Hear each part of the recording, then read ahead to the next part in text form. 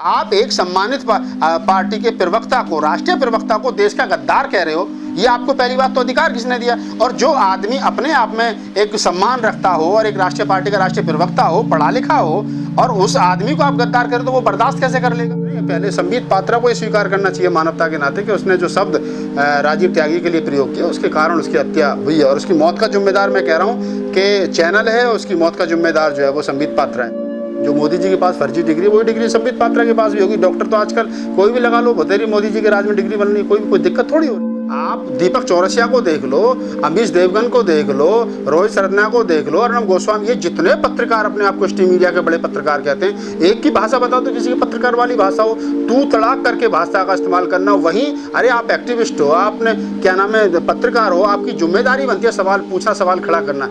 आप अपने चैनल को अगर अदालत बना दोगे और वहीं लोगों को मुलजिम ठहरा दोगे, वहीं उनको सजा सुना दोगे, तो फिर ये सरकार ने अदालत जो खोल रखी, कोर्ट जो खोल रखी, ये क्यों खोल रखी? वोट के टाइम पर उसको हिंदू बताते हैं, और जब सरकार उससे वोट ले लेते हैं राम मंदिर के नाम पर और बहुत सारे मुद्दों के नाम पर, हिंदुत्व के नाम पर। अभी देखा ना आपने दिल्ली मुद्दों पर कितनी बात, दिल्ली चुनाव से पहले कितनी बातें आई थी, कह रहे क्या नाम है, अगर केजरीवाल की सरकार आ गई तो मुसलमान इतने ताकतवर हो जाएंगे, आपकी बहन बेटियों को घर में से ले जाएंगे। तो ये सरकार क्या करेगी अगर मुसलमान हमारी बहन बेटियों को ले जाए? उनका टारगेट जो है वो कभी हिंदू खतरे में है, कभी पाकिस्तान हमला कर देगा, कभी मुसलमान हमला कर देगा। और ये जो षड्यंत्र है, इस षड्यंत्र में बसला करके वो सारे SC ST OBC को अपने साथ लगा लेते हैं, वोट लेकर सरकार बना लेते हैं। और जब सरकार बन जाती है तो फिर सबको 4-4 लात पड़ती है कि तू दलित है, तू चमार है, तू घटीक है, तू पासी है, तू नाई है, तू भंगी है, तू चूड़ा है। सबको बताया जाता है तुझे मंदिर में नहीं घुसने दिया जाएगा, तुझे मस्जिद में नहीं घुसने दिया जाएगा, तू सरकारी अफसर है, तेरी CR खराब कर दी जाएगी, तू मुसलमान है, तुझ पे NSA लगा।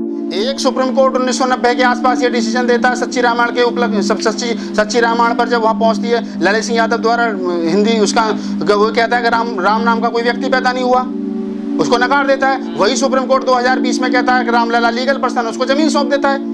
तो सुप्रीम कोर्ट कहाँ रह गया? सुप्रीम कोर्ट एक जगह रामलला को खारिज कर देता है, दूसरी जगह 30 साल के बाद में रामलला को लीगल पर्सन मान करके उसे जमीन हैंड ओवर कर देता है। तो आप देखो ना, सुप्रीम कोर्ट की अपनी सुप्रीम कोर्ट के डिसीजंस पे हम पढ़ते हैं, देखते हैं, तो हमें उनकी गंभीरता पर सवाल उठाने को मन करता है कि ये किस सुप्रीम कोर्ट खुद गंभीर नहीं है।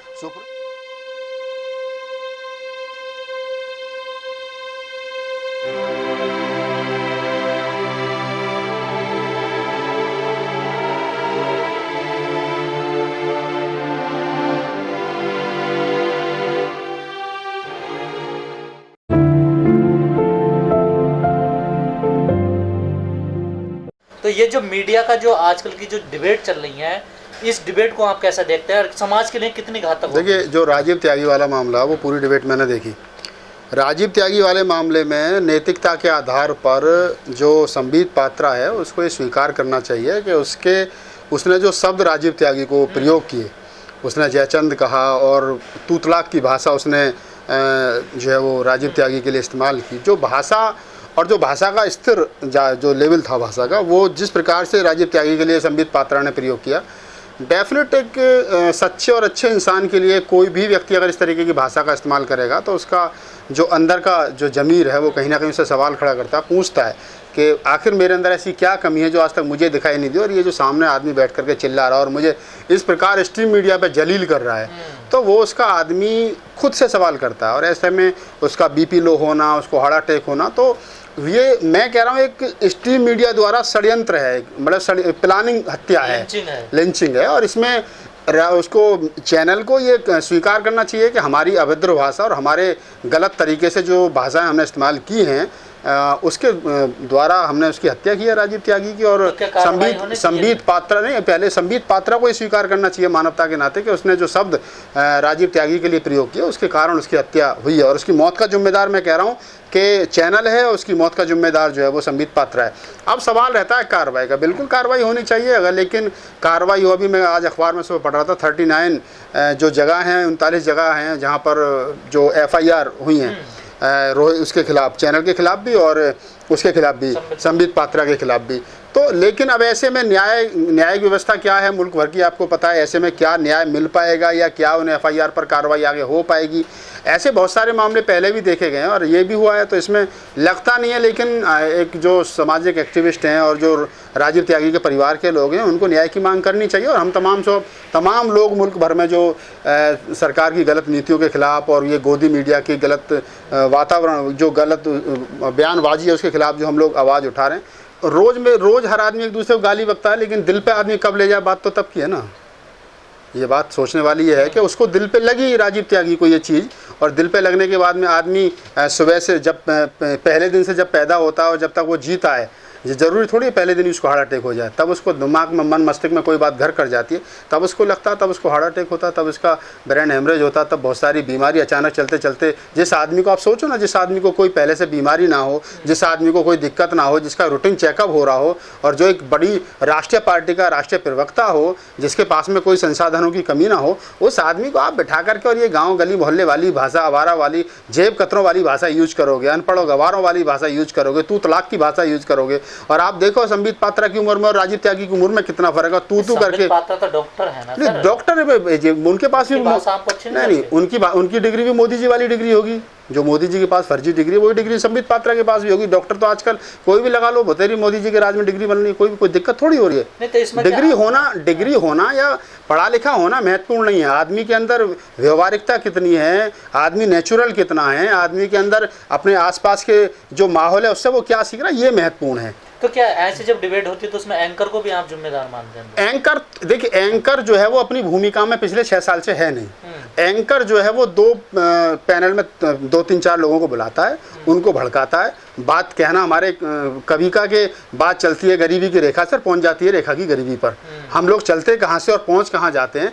हम लोग डिबेट का मतलब ही डिबेट नहीं रह गया, डिबेट हो कहाँ रही है? टीआरपी तो आ रही है, जनता तो सुनना चाह रही है। तो फिर टीआरपी देखो, आज एक राजीव त्यागी की मौत हुई, कल को दूसरा राजीव त्यागी तैयार है मरने के लिए। अगर टीआरपी का ही सारा गेम चल रहा, तो मैं तो उन तमाम जो टीआरपी देख करके ऐड दे रही है कंपनी, तो मैं उन ऐड देने वाली कंपनियों से भी कहूँगा कि आप ऐसे हत्यारे चैनलों पर अगर अपनी ऐड दे रहे हो, आप अपने जो प्रोडक्ट ऐसे चैनलों पर बेच रहे हो जिन चैनल्स को अपनी जिम्मेदारी की, मतलब जिम्मेदारी नहीं है, वो एक आदमी की ऑनलाइन, मतलब एक स्ट्रीम मीडिया पे बिठा करके और एक लाइव हत्या कर रहे हैं, और आप वहाँ अपने बिस्कुट और नमकीन बेचने के लिए चले, तो आपको भी सोचना चाहिए कि ऐसे हत्या, जहाँ लोगों की हत्या हो रही हो, जहाँ लोगों को बेइज्जत किया जा रहा हो, वहाँ अपने नमकीन बिस्कुट टीआरपी देख करके आ रहे हो, तो नहीं आना चाहिए यार। थोड़ी बहुत मानवता इंसान, ये बुद्ध का, गांधी का देश है, ये बाबा साहब डॉक्टर अम्बेडकर का देश है। यहाँ मानवतावादी लोग पैदा हुए हैं। ये कहाँ से हिटलर की औलाद पैदा हो गए जो इस प्रकार से लोग, सरेआम सब कुछ गलत हो रहा है और हम लोग सिर्फ टीआरपी देख रहे हैं।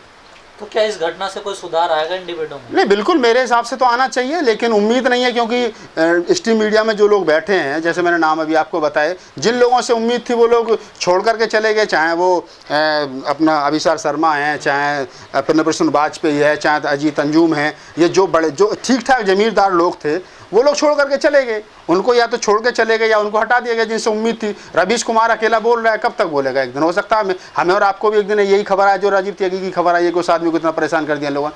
कुछ भी संभव है इस युग में, इसलिए न्याय की उम्मीद करना या इन लोगों से न्याय मांगना जो घर से सुबह निकलते हैं चैनल के ऑफिस जाने के लिए और ये सोच करके निकलते हैं आज किसको बेइज्जत करना टीवी पर बुला करके, तो उन लोगों से न्याय की मांग करना या उन लोगों से ये सोचना कि ये लोग, इनसे कुछ बेहतर रिजल्ट आएगा, मुझे उम्मीद नहीं है। ये इसी को ब्राह्मण षड्यंत्र कहते हैं। ये वही है कि पहले हम लोग अब मैं तो संबित पात्रा को, अगर दूसरी भाषा में संबित पात्रा के ट्वीट को दूसरे अपने नज़रिए से देखूं, जिस समाज को हमने हज़ारों साल पानी नहीं पीने दिया, जिस समाज को हज़ारों साल हमने रोड पे नहीं चलने दिया, जिस समाज को हमने हज़ारों साल शिक्षा नहीं लेने दी, आज उसी समाज की जब ज़रूरत पड़ी तो पैरों में बैठे थे। तो हम लोग पहले हमने क्या करा, हम उसको भूल जाते हैं, अपने फ़ायदे और अपने नुकसान के हिसाब से आदमी का यूज करते हैं। संबित पात्रा जब टीवी पर बैठ करके, चैनल पर बैठ करके राजीव त्यागी को तू तलाक की भाषा इस्तेमाल कर रहे थे, उसको जयचंद बता रहे थे, उसको जयचंद बताने का, मैं हिंदू भाषा, हिंदू मैथोलॉजी के अनुसार बता दूं, जयचंद कहने का मतलब है गद्दार, देश का गद्दार। कोई नाम नहीं है, एक उपाधि है। जयचंद मतलब देश का गद्दार, जिसने देश के साथ गद्दारी की हो।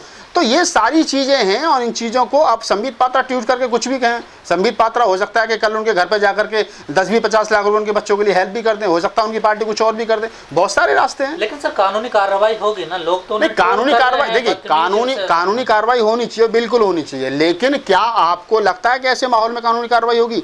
सरकार उनकी कानून उनके इशारे पे चल रहा है, सुप्रीम कोर्ट सरकार के इशारे पर डिसीजन दे रहा है। सुप्रीम कोर्ट के अभी आपने देखा होगा हाल ही में 4 साल पहले 4-5 जज उनके बैठ करके रोड पर के न्याय मांग रहे थे। तो ऐसी स्थिति में जहां रात के शाम होते ही बहुत सारी घटनाएं पुलिस के थानों के बाहर में होती हों, संसद भवन से चंद कदमों की दूरी पर भारतीय संविधान जला दिया जाता हो, ऐसी स्थिति में न्याय की मांग करना, तो मैं तो समझता हूँ जो लोग न्याय की मांग करेंगे उन पे एनएसए और लग जाएगा उल्टा। जो परवेज वर्मा और जो क्या नाम है अनुराग ठाकुर और वो एक दो कपिल मिश्रा, ये 3-4 लोग नहीं हैं, ये बहुत सारे लोग हैं। ये बीजेपी में भी लोग हैं, ये तो वो लोग हैं जो दिख रहे हैं। लेकिन मैं ये भी बता रहा हूँ आपके चैनल पर पूरी जिम्मेदारी के साथ में कि कुछ लोग ऐसे भी हैं कि जो लोग दिख नहीं रहे, भाषा बीजेपी की बोल रहे हैं, दूसरे दलों में वो भी बीजेपी नहीं पाल रखे हैं कि आप हमें गाली दो हम आपको गाली देंगे। तो ये लंबी लिस्ट है। बीजेपी का जो षड्यंत्र है, ये जो मनुवादी षड्यंत्र है, ये एक अपने प्लानिंग के तरीके से काम कर रहा है और वो अपना काम ईमानदारी से कर रहे हैं। अभी चाहे परवेज वर्मा का बयान ले लो, चाहे अनुराग ठाकुर का ले लो, चाहे कपिल मिश्रा का ले लो,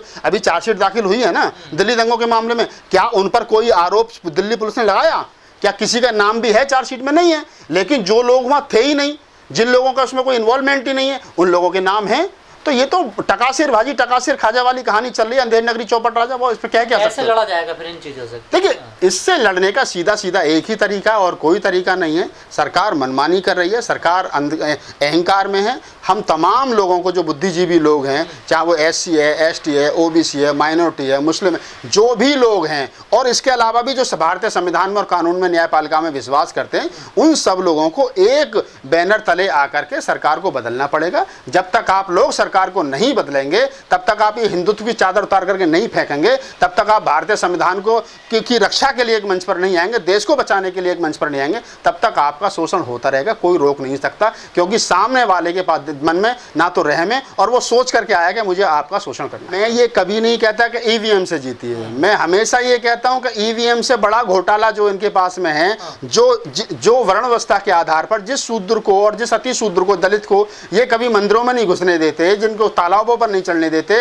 रोज आए दिन वीडियो आते हैं, ये उस EVM से ज्यादा खतरनाक है। तो आपने मानते EVM से गड़बड़? नहीं, मैं कभी नहीं मानता EVM में गड़बड़ है। EVM में गड़बड़ जिन लोग को या तो प्रूफ करो उस चीज को कि EVM में गड़बड़ है, और अगर EVM में गड़बड़ है तो जो लोग सरकार में नहीं वो लोग रोड पर, चाहे तो बहन जी हैं, चाहे अखिलेश यादव है, चाहे कांग्रेस है, अगर उनको ये लगता है, मैं तो नेता नहीं हूं ना, मैं तो सामाजिक कार्यकर्ता हूं, अगर उनको लगता है कि EVM में गड़बड़ है तो वो लोग आकर के प्रधानमंत्री या चुनाव आयोग के घर ऑफिस का घेराव क्यों नहीं करते? वहां आकर के बैठे बहन जी 10 लाख आदमियों को लेकर के कहें कि हम इसका बहिष्कार करते हैं। जब वही लोग इसको गलत नहीं मान रहे, एक दिन कह देने से चुनाव हार गए कि EVM में गड़बड़ है, तो ऐसे थोड़ी आप अपनी जिम्मेदारी से पल्ला झाड़ सकते हो। अगर आपको लगता है कि EVM में गड़बड़ है तो उस आंदोलन को चलाइए ईमानदारी के साथ में, और अगर आप नहीं चला रहे हो तो इसका मतलब आप भी ये मानते हो कि EVM में कोई गड़बड़ नहीं है, आप सिर्फ अपने वोटर्स को हिम्मत बढ़ाने के लिए कहते हो कि EVM में गड़बड़ है। तो क्या सर आपको लगता है कि अमित शाह जी जो कहते हैं बिल्कुल सही कहते हैं कि हम 50 साल तक राज करेंगे देश में? नहीं, मैं तो आप ईमानदारी से जितने लोग SC ST OBC और माइनॉरिटी के एक्टिविस्ट हैं वो ग्रामीण क्षेत्र में जाएं, लोगों को समझाएं, लोगों को यही बात बताएं कि अमित शाह तो 5 महीने राज नहीं कर सकता, 5 साल तो छोड़ो, 5 साल ये जो चल रहे हैं ना, ये भी पूरे नहीं हो पाएंगे।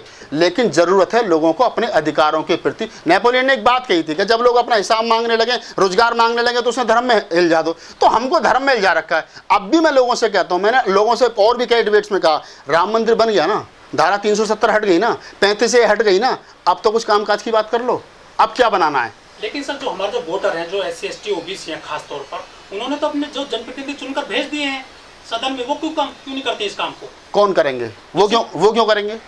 वो किसकी पार्टी से जीत करके गए, किसके टिकट से जीत करके गए? उन्हें अपने आका के प्रति पूंछ भी तो हिलानी है, उनको जो टुकड़ा डाल रहा है उसके प्रति भी तो पूंछ हिलानी है। हमको जनप्रतिनिधि का सम्मान करना चाहिए, लेकिन जनप्रतिनिधि जो हमने चुन करके वहाँ भेजा है, अगर वो ईमानदारी के साथ में हमारी वोट के साथ में न्याय और मान सम्मान नहीं करेगा तो हमारी जिम्मेदारी बनती है लोकतंत्र में कि हम आवाज़ खड़ा करें, सवाल खड़ा करें, सवाल पूछें। और मैं कह रहा हूँ कि 131 जो सांसद बैठे हैं SC ST के, अगर वो आपकी आवाज़ नहीं उठाते तो SC ST को तैयार होना चाहिए टमाटर और टंडे लेकर के उनके घरों पर पथराव करने के लिए कि आप हमारे हक के अधिकार क्यों नहीं। जब संविधान जलाया गया, संविधान के विरुद्ध कोई भी काम होता है तो आपको उनकी ज़रूरत है कि आप उनसे सब गरेबान पकड़ करके सवाल पूछें कि आप बोले क्यों नहीं, क्योंकि इसी संविधान की वजह से आप, बाबा साहब के आरक्षण की वजह से आप यहाँ सदन में बैठे हैं।